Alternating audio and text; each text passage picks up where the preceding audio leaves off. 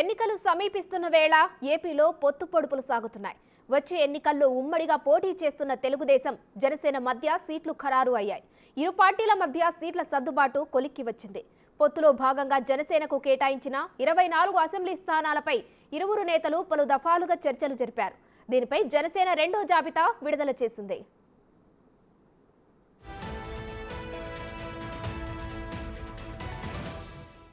విశాఖలో 4, తూర్పు గోదావరి జిల్లాలో 5, పశ్చిమ గోదావరి జిల్లాలో 6, కృష్ణా జిల్లాలో 2, శ్రీకాకుళం, విజయనగరం, గుంటూరు, ప్రకాశం, అనంతపురం, చిత్తూరు, కడపలో ఒక్కో సీటు కేటాయించారు.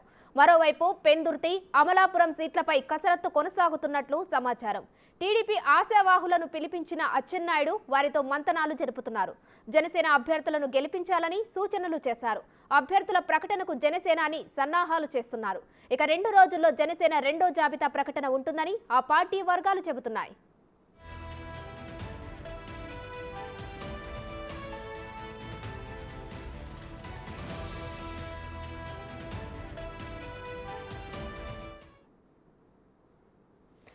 రైట్, అటు చంద్రబాబు ఢిల్లీ టూర్కు పయనమయ్యారు.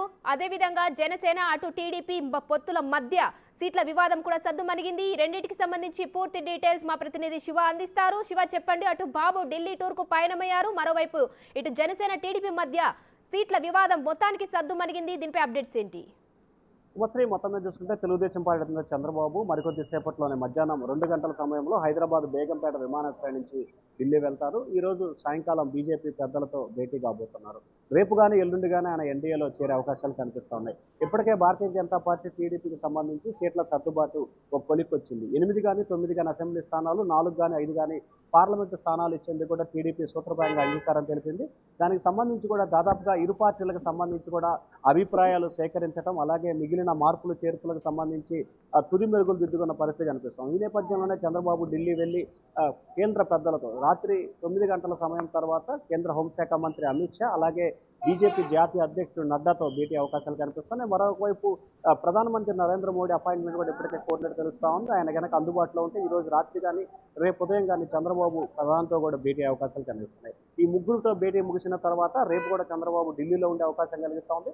రేపు చంద్రబాబు ఎన్డీఏ కూటమిలో అధికారికంగా చేరుతున్నట్టు కూడా ప్రకటన చేసే అవకాశాలు అయితే కనిపిస్తున్నాయి. ఇక టీడీపీ జనసేనకి సంబంధించి కూడా సీట్ల సర్దుబాటు దాదాపుగా కొలిక్కొచ్చింది. 24 స్థానాల్లో పోటీ చేస్తారని చెప్పి చంద్రబాబు పవన్ కళ్యాణ్కి సీట్లు కేటాయించారు. ఈ నేపథ్యంలోనే 5 స్థానాలను దాదాపుగా ప్రకటించారు. ఇక 19 స్థానాలకు సంబంధించి అభ్యర్థులు ప్రకటన చేయాల్సి ఉంది. అది కూడా రేపు ఎల్లుండిలో జరిగే అవకాశం కనిపిస్తూ ఉంది. ఇక మనకు అందుతున్న సమాచారం ప్రకారం కూడా విశాఖపట్నం జిల్లాకు సంబంధించి 4 అసెంబ్లీ స్థానాలు, తూర్పుగోదావరి జిల్లా నుంచి 5 అసెంబ్లీ స్థానాలు, పశ్చిమ గోదావరి నుంచి 6 అసెంబ్లీ స్థానాలు, కృష్ణా జిల్లా నుంచి 2 అసెంబ్లీ స్థానాలు, ఇక గుంటూరు, ప్రకాశం, కడప, నెల్లూరు, చిత్తూరు, శ్రీకాకుళం జిల్లాలకు సంబంధించి కూడా ఒక్కొక్క అసెంబ్లీ స్థానాన్ని జనసేన కేటాయించినట్టు తెలుస్తూ ఉంది. అలాగే పెందుర్తికి సంబంధించి కూడా కొంత విభేదాలు అయితే కొనసాగుతున్న ఇరు పార్టీ మధ్య. దీనికి సంబంధించి కూడా దానిపై కూడా క్లారిటీ తీసుకునే అవకాశం కనిపిస్తూ ఉంది. ఇక అమలాపురం అంశానికి సంబంధించి కూడా ఇప్పటికే తెలుగుదేశం పార్టీ రాష్ట్ర అధ్యక్షుడు అచ్చెన్నాయుడు పిలిపించి మాట్లాడడం జరిగింది.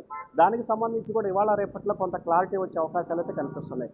సో జనసేన కేటాయించిన సీట్లకు సంబంధించి పెందుర్తి, అమలాపురం ఈ 2 నియోజకవర్గాలు తప్ప మిగిలిన నియోజకవర్గాల్లో ఎక్కడా కూడా ఇబ్బందికర పరిస్థితులు అయితే లేవు. పెందుర్తికి సంబంధించి టీడీపీ నేత సీనియర్ మాజీ మంత్రి సత్యనారాయణ రేసులో ఉన్నారు. ఆయన టికెట్ కావాలని చెప్పి కోరుతున్న పరిస్థితి కనిపిస్తాం. సో ఈ నేపథ్యంలోనే ఇవాళ రేపట్లో క్లారిటీ రావడంతో పాటు 2 రోజుల్లో జనసేన జాబితా ప్రకటించే అవకాశాలు కలిగిస్తున్నాయి. Right, thank you Shiva.